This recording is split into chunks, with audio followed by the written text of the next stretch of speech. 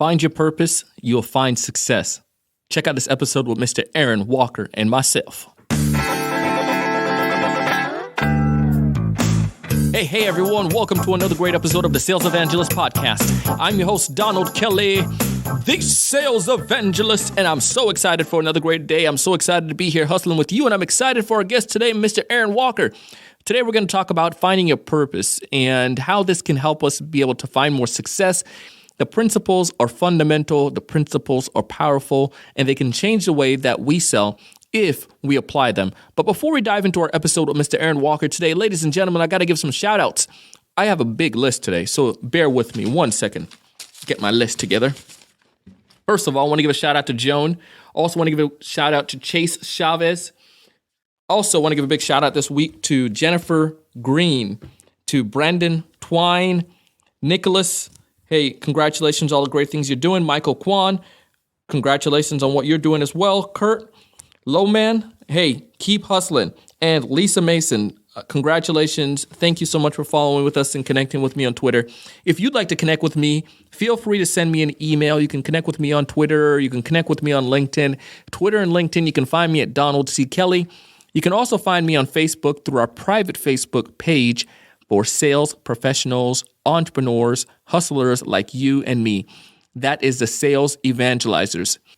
It's a private community. We'd love to hear your thoughts, your insights. Maybe you can come and get some motivation. Maybe you come and share some tips. Maybe you'll be able to meet someone and to build a strategic alliance and start hustling. But hey, either way, check it out. You can also find our Facebook page, The Sales Evangelist, and that's where I post quotes, pictures, some of our episodes, some of the cool things going behind the scenes here. You can check us out there. Love to get your feedbacks, thoughts. But anyways, love to connect with you.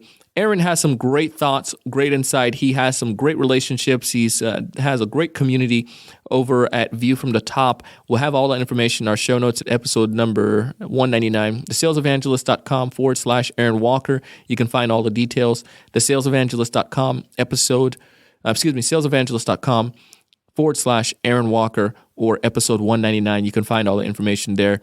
Aaron has some great relations with folks such as, we had Dan Miller back on the episode a while back on the podcast. He was great. Also with Dave Ramsey. He's with some really, really cool company, and he just has some really great thoughts on how we can better grow. He helps individuals to get that that perspective, that focus in their life on how they can be more successful. His story is awesome, and he's just all around a great guy. So let's go ahead and dive into our episode today. Take it away, guys. Welcome to the show, Aaron. Thanks, Donald. Man, I appreciate you having me on. What an honor it is. Well, I'm so excited for you to be here. You know, I know you're calling in straight from the great state of Tennessee, and we are down here in South Florida, but, you know, distance doesn't matter. We're going to have a good chat today. We've been arguing over who's got the best weather. It's a competition today because it's in the 70s and 80s, no humidity. We're both winners today. Oh, yes, it is. If you're listening and you're further north than that, say like, you know, northern Canada, come down and visit with us anytime. Yeah. Hey, you guys need to move south. There you go. That's good. I'm working my way to get down with Donald. So that's all of our goals, Donald, is to be in Southern Florida. So I'll book a dinner. Thanks, man. Thanks for having me on your show. This is going to be fun. It's an honor. Now, Aaron, I gave a little bit of intro to you as we started the episode there, and kind of gave some, you know, a bio about you, and everyone got riled up. I was your hype man, but why don't you tell us a little bit more about what you do and how you got to where you are today? I got to give you a little backstory, kind of bring you up to date, if that's okay, Donald. That's totally fine. So I'm 13 years old, many years ago. And my dad invited me to help him one summer. He's in the construction industry. And he said, why don't you help me remodel this pawn shop? And I'm like, sure. Yeah, I'm not doing anything during the summer. So I go and help him. Takes 3 or 4 months to transition this store into a pawn shop. And at the end of it, I thought, this is fascinating. What is this place? I don't even know what this is. And I asked the owner if he needed any help when he got opened. I said, I go to school right down the street. And 10-second interview, he hired me on the spot. I said, it's the quickest interview in history. And so I started working on Saturdays and the weekend, fell in love with the pawn shop business. At 15 years old, Donald, I decided I was going to do that for a living. I went to summer school and night school for about 18 months. At the beginning of my junior year in high school, I had enough credits to graduate. I met a couple of guys that were buying diamonds and gold from me that owned the 21st largest insurance agency in the country at the time. Say they were, what? Yeah, kind of hedging against inflation. And so I went to them one day and I said, listen, you guys obviously have a lot of money. You've been buying a lot of diamonds and gold from me. What are you going to do with that? And they said, we're putting it in a lockbox. We're saving it. If the economy fails, we're going to have another investment. And I said, why don't we take that diamonds and gold and your money and my experience and open our own pawn shop? And they said, how old are you? And I said, I'm 18. They started laughing. They said, we've never had an 18-year-old approach us. And I said, well, hey, there's a first time for everything. And so they thought about it, and they said, well, come to our office. I went to their office, and we talked about it. They checked on me. I didn't know it at the time. They were kind of behind the scenes checking at my church and with the community and the school, and found out I was an okay guy. I wasn't Charles Manson or anything that they were dealing with. And so they said, well, it cost to open a pawn shop. So I went back as inexperienced as I was, and I put together a business plan and went back to them. I said, it'll be $150,000. They said, that's a lot of money. You know, I said, it is a lot of money, especially, Donald, you look back in the 70s, that's a lot of money today. But in oh the my 70s, goodness. When you're 18 years old, it's even more. So we went to the bank, signed a note. They said, we want you to have skin in the game. So I went and signed the note.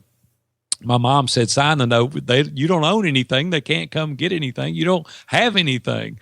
So I signed the note, and they handed me a checkbook, Donald, $150,000 in it. They said, go open the store. And I did. The Lord so blessed our business. In 21, by the time I turned 21, it was about 3 years after that, we paid off a 10-year loan. So now here I am, 21, paid for business. Robin and I had just got married a couple of years earlier. 2 weeks out of high school, we get married. I look back now and think 2 weeks out of high school, we got married. We just celebrated 35 years, by the way. Congratulations, man. So I'm 21. We decided to put all the money back in the business, and we did. We continued to put it back rather than increasing our lifestyle. We put the money back into the business. So we grew that to 4 stores over a 9-year period. Cash America, a Fortune 500 company in Fort Worth, Texas, came on the scene, made me an offer I couldn't refuse. I was 27 years old. I'm done. So finished. And I'm like, this is the greatest thing since sliced bread. You know, I'm completely done at 27. We came from a very humble beginning, nothing. I just worked hard, had grit, perseverance, determination. Now I'm 27 and I'm done. I'm thinking this is the best decision of my life. So later, I discover it could have been one of my worst, because I was getting in the bed in the middle of the day. I had no purpose. I had no reason to get up. I've got money. I don't have to do anything. I became extremely bored. I got depressed. I gained 50 pounds. Don't tell anybody I told you that. I gained 50 pounds in 18 months. That's a lot of Big Macs. And so Robin woke me up one day, Donald, in the middle of the day, and she said, Aaron, you've got to do something. This is so unlike you. You're so energetic. You're depressed. You're not doing anything. I went back to the pawn shop I started with, bought 50% of it. We spent the next 10 years building that business to 4 times the size that it was 10 years earlier. And then, Donald, my life would change forever on August 1st, 2001. I was headed to the office. It was 7:30 in the morning. Things were great. It was a hot day. It's August now. It's kind of ironic we're doing this interview in August. So August 1st, a pedestrian was crossing the street to catch a bus, and he didn't look my way. He stepped out in front of me. Unfortunately, I hit him. He didn't make it. 3 days later, he passed away. And from that point, Donald, forever, my life would be different. I started thinking that could happen to me. My life could be over in a nanosecond. And did my life really matter? Did I really reach out to other people? Robin and I talked about it, and we said, we're going to quit. We're hanging it up. We're calling it good. I went back, sold the business, told my partner I was done chasing money. I was done chasing success. I'd had all the stores I needed. We were good to go. And then I discovered through the next 5-year process, I took 5 years off, that my life really had been successful financially, but I didn't have any significance. So everything had been about me. It wasn't about other people. Everything, the house, the vacation home, the cars, the business, the money, it was all about me. But the whole world kind of revolved around me in my mind. And then I thought, that's really not how we should live. We should live to be successful, but significant simultaneously. So I went back to work. She said, okay, you're getting fat and lazy again. It's time to go back to work. So I went in the construction industry. We built homes, high-end residence and small commercial for about 8 years. We became number one builder 3 consecutive years because of hard work and dedication, perseverance, customer service, all the things you're supposed to do. I turned 50 4 years ago, and I retired. My buddy Dave Ramsey is in an accountability group mastermind with me, and Dan Miller, 48 Days to the Work You Love, some of these names you may be familiar with. Ken Abraham, he's got 100 books in print now, a number 1 New York Times bestselling author 10 times. He's got some killer books out. He's in my mastermind and has been for 2 decades. And these guys said, "You're too young. You cannot quit. You got to do something." So Dave Ramsey invited me to join Entree Leadership Mastery Series. He gifted that to me. Don't tell anybody. But he gifted that to me. He said, "Hey, come check it out." Dan Miller said, "Come check out Innovate." And then Dan Miller texted me on the way home one night after Innovate. He said, "Averin, did you see those guys? They were leaning in, man. All this years of business, these 8 businesses you've owned and 30 plus years of successful marriage, you've got to pour into these other guys. You got to help them, encourage them, teach them how to do it." So I started View from the Top. Now I have coaching clients all over the globe, and we have mastermind groups that we facilitate, and we have what's called the community that anybody can join for like $37 and be a part of my tribe. And so I'm having more fun now, Donald, than I've ever had in my entire life. So there you go, man. There's 37 years in 5 minutes. Love it, man. This story is amazing because this ties very well closely to all of us. I've done a couple episodes. It seems like it's a theme over the past, couple weeks, months here, where we're talking about looking on the outward, looking past yourself, and don't only chase the dollar. Or as a sales professional, a lot of us come into business to gain higher revenue, higher lifestyle. But when it's said and done, you got to make sure that if you focus on giving value to other people, look on the outward side, then as a natural byproduct, you'll get that compensation that you need or deserve for the value you extend. But focus on the value, and I love that. And your story is just motivating. And we had Dan on the show early on. It goes way back. I love Dan Miller, and I love Entre Leadership. It's great stuff that Dave puts out. So this is awesome stuff. I want to talk this a little bit more, Aaron, as we go further with these, sales professionals who are on the show. You could bring this tons of wisdom. These entrepreneurs that are listening to us, they're probably leaning in just like, Dan probably mentioned to you, but what can they do individually to discover their purpose that is beyond just success? Well, here's the thing. First of all, we've got to determine what success even is to us, and we'll talk about that in a few minutes. And it dovetails nicely into your purpose because you want to discover what gives you energy. See, the things that we force usually don't work out well, but the things that you would do for free anyway because you so enjoy it, now we're finding your meaning. We're finding your purpose. We're finding what you thrive at. Greg McCowan wrote a great book called Essentialism. Donald, I don't know if you've read that book yet or not, but if you haven't, you need to put it on your next book to read. You're the second person to tell me that in the past month. Okay. So have you ordered the book yet? I'm ordering it right after we get off. Donald, got to order the book, man. You got to order it. So here's the thing. Greg McCowan teaches us that get the non-essentials out of your life, the things that don't matter. There's so many peripheral things out there distracting, the shiny object syndrome, the flashier, the bigger, the better. All that stuff really doesn't matter. What are the vital few things in your life that's going to move the needle?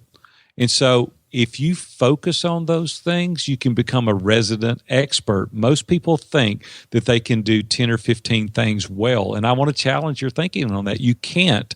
You can only do 2 or 3 things really well. So instead of being an inch deep and a mile wide, let's take that same energy, that same intensity, take that tenacity that you have and pour it into 1 or 2 things that you can become the expert at. Now you're only an inch wide, but you're a mile deep, right? Your roots go deep.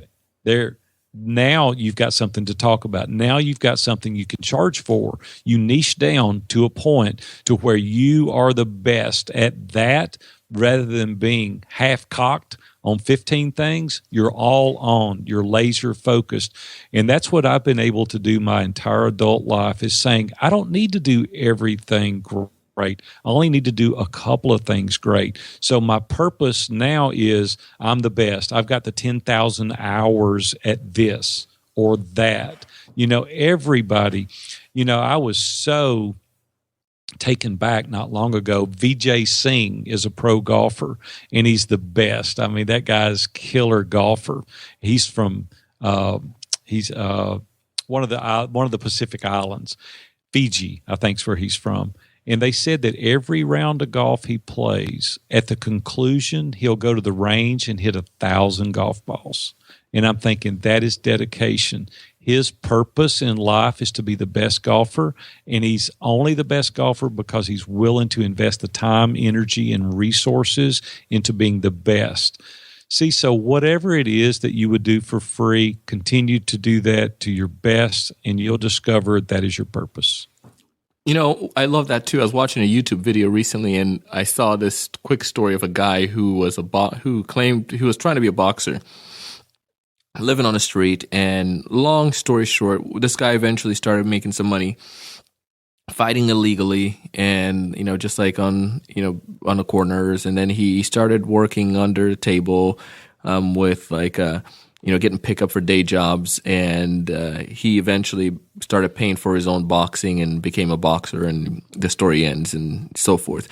What I got from it, though, doesn't matter what the story was just the fact that he hyper-focused. He had nothing else to focus on besides boxing. So in the evening, in the morning, in the waking moment, he thought about boxing. And it ties back to what you're saying, being an inch wide but a mile deep. I feel very strongly towards that, and I think that can help us all as entrepreneurs, as salespeople. What is your industry and what's your craft? You mentioned at 10,000 hours, Malcolm Gladwell, right? Yep. Focusing on that and really developing that. And I overall love the concept really of just focusing on what is your purpose. What is that craft that you want to focus on? What is it that you can give to the world, or what can you do that can benefit the lives of other people? And by the way, I wrote the book down, so I'm going to go get that Essentialism. I'm going to check on you, man. I'm going to hold you personally accountable. That dovetails nicely into the next segment of what I'd like to discuss a little bit, is being successful and determining what that really means for you once you discover your purpose. And we all have a purpose. There's not a person out there that's taking a breath that doesn't have a purpose. And we've got to be very open. We've got to subject ourselves to the scrutiny of others and interview them and kind of figure out what your purpose is, get different objectives, get different opinions, ask people how they see you, where you are really gifted in certain areas. Once you discover that, I think there's two other things that you need to do, and that is define for you what success is. People say, my question to people often is, how will you know when you've won? What has to happen? What metrics are you using to establish when you have won? Here's what happens a lot of the times.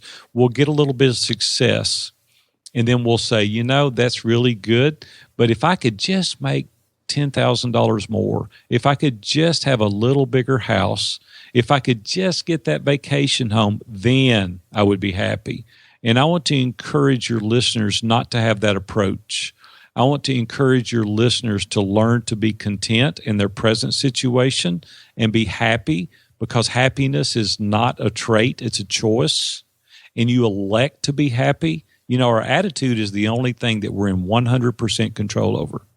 Everything else can happen and we have no control. We can adjust our attitude. It's half empty or half full. I want to be the half full guy always. It's the way we look at things. So determine for you what metrics you're going to use to determine if you've won, if you've been successful. I love choosing my own schedule.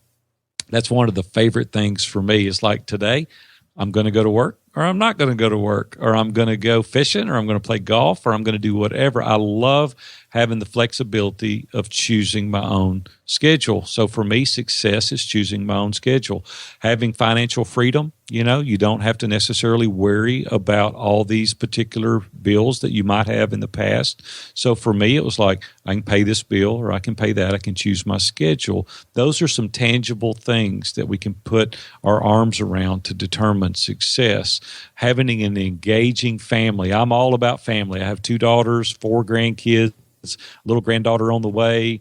We're all about family. We want to have engaging relationships because at the end of the day, that's what's really important. Nobody cares about how much money you have or the things that you've got. Matter of fact, you build a lot of envious, jealous people oftentimes with those things. Just be careful how you flaunt those things and how you use it, and engage in these other people. See if you can empower them, lift them up, take them to the level that they want to go. How to Win Friends and Influence People is another great book that you can read. It really teaches you how to encourage other people. Bob Buford wrote a great book. Bob Berg. Bob Buford wrote a good one too called Halftime, but Bob Berg wrote a great book called Adversaries into Allies. And it's take every adversarial position and turn them into an ally. And it teaches you how to do that and have meaningful relationships. And then a clear conscience. Man, isn't that important, Donald? When you have a clear conscience in everything that you've done for people that you've went above and beyond. And then leaving a legacy of wisdom. See, we're all leaving a legacy, all of us. It's what is the legacy? And what do you want it to be? So for me, Donald, those are some things that I think are very important to live a successful life. What about you? What are some things important to you? I feel very strongly with that. I feel for me, family is important. My wife and my extended family and immediate family, that's important to me and in my faith. I'm very strong in my faith, and I have a firm belief that as I look towards helping my fellow men and towards helping mankind overall, just to acquire or accomplish what they desire or some of the goals that they have, then that would be great. I want it when it's said and done, Aaron. I don't want people to say Donald, well, he was wealthy, he had this kind of car. I want them to say, well, Donald was a great husband. He was a great dad. He was a great member in the community. He was a great church member. I want him to say that I did something to better help, because that's what it's all about. And, we have a short period of time here in comparison to the grand scheme of eternity, and we need to make sure that we can do all we can to better the world. And at least for me, it's more, what can I do to better the world while I'm here? Enjoy the time while I'm here to better help somebody else. And that means so much to me, and for my children to be able to grow up in an atmosphere where they develop into well-developed individuals. That is so cool. I've got a fun story related to that. It's really impacted my personal life. Is my dad, as I said earlier, he never made over $15,000 a year in his life. My dad didn't have any money, didn't care about having money. He loved people, though. And in 2006, just 9 years ago, I stood at his casket with my 2 brothers and my sister and my mom, and we greeted the people that came through the line to pay their condolences. And the line started at 2:30 in the afternoon. For 6.5 hours, the line was to the parking lot. It was an hour and a half wait to get to see the family. And man after man, child after child, woman after woman told me, let me tell you what your dad meant to me. Let me tell you how your dad impacted my life. Let me tell you how your dad filled the room with joy. Let me tell you how your dad's laughter was always there. So for 6.5 hours, I heard hundreds, possibly thousands of people. Do you realize, Donald, not one person made any mention of my dad's house, his boat, his truck, his car? Nothing, not one tangible asset did they ever say he had a nice anything. It was all relational. But what's so ironic about that is that we'll spend 95% of our time trying to obtain more possessions and a bigger status. And it's the thing that matters the least. Now, let me say this. I love to make money. I hate it when people have money and they go, money's not important, Donald. And I want to go, you liar. It's important. It's go try to buy something and we'll see how important it is. It is important. So don't say that. Just don't make it your God. Don't make it primary focus. Don't make it your only aim. Make your aim at how to enrich other people, lift them up, take them to places they've never been, pour into people. That's what significance is.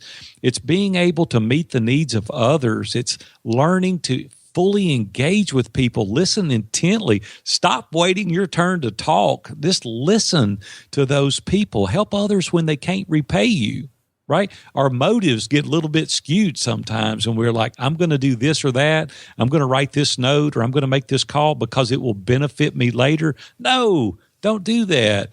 Do it because you want to do it. Do it because it's the right thing to do. Be human. Help people. Even when it's not convenient. People tell me all the time, I'm busy. I'm busy too. We're all busy. The best time to help somebody is when you are busy, because then you will know you've done it for the right reason, right? Yeah.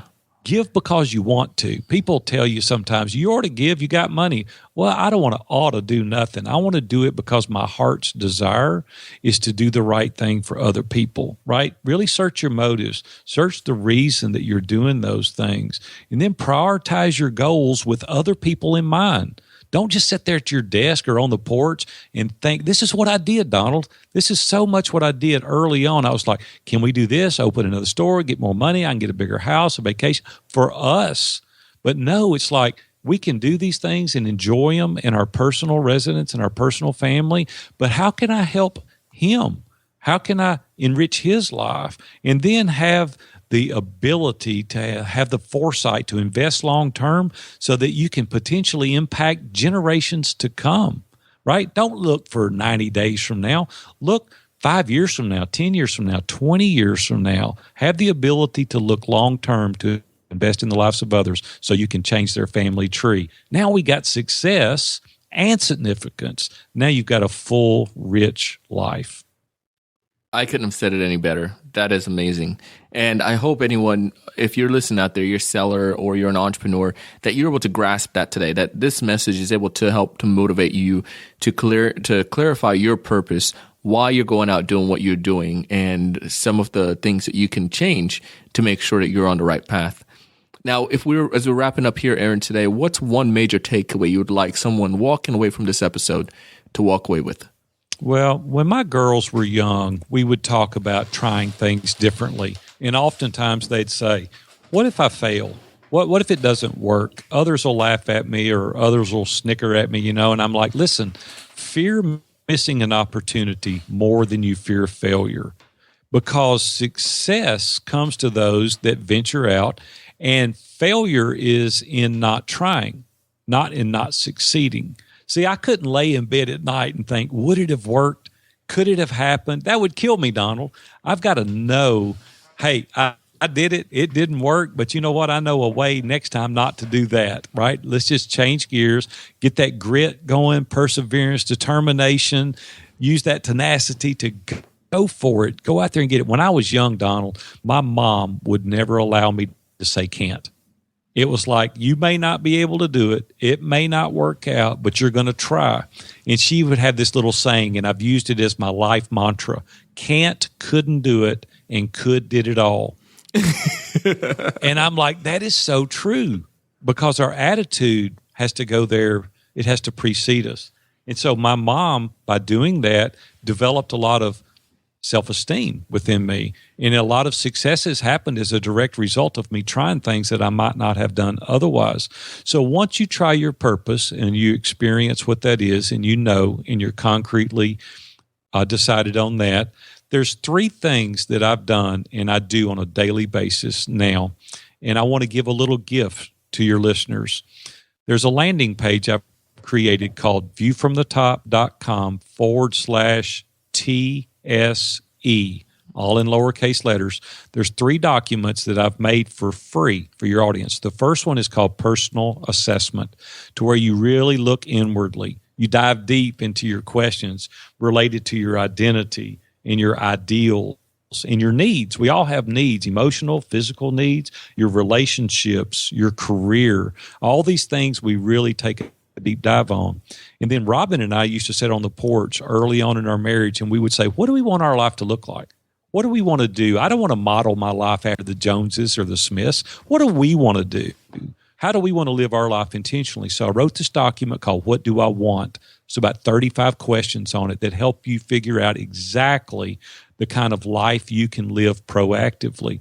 Then people say, Aaron, I get it. Now I know who I am. Now I know what I want, but I don't have a fat clue what to do. I wrote Steps to a Productive Day. And this document starts you out early in the morning, and it methodically works you through the entire day, regimented. There's a great book out there called The Power of Habit that Charles Duhigg wrote. And he said, if you'll do something consistently for 21 straight days, it'll become a habit. Well, that's what this document that I wrote helps you to achieve. Now you know who you are, what you want, and you know how to do it. So go get those documents off that landing page, viewfromthetop.com/TSE, all in lowercase letters, and download those documents and use them every day to further your life to more productivity. Done. We're going to put that in our show notes and make sure folks can link back if they don't go to that webpage, but we're going to put that out there. And we really appreciate the value you put into offering those documents to us. Know that they're valuable. I know they'll help us if we apply them. So thank you so much for that. You're welcome. Thank you, Donald. And if folks want to get in touch with you, I guess that's the best way for them to get in touch with you, View from the Top. Sure. Viewfromthetop.com. If you want to follow me on Twitter, it's at VFT Coach. Also, the most exciting thing that we've got going on right now is called the community. And you can go to my website and it'll ask you if you want to join this. I teach every Wednesday at 5 o'clock for an hour. There's interaction. If you were to join the community, we have interaction. There's questions that you ask.